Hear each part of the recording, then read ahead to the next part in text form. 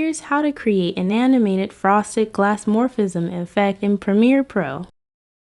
First, duplicate your video clip by holding Alt and dragging it to the track above.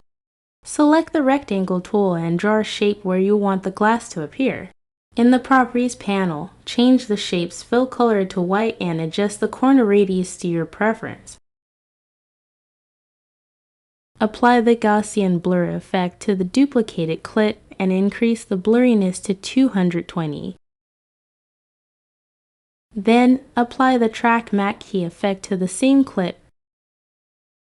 In Effect Controls, set the matte to the video layer containing your shape, and set Composite using Matte Luma to animate the effect.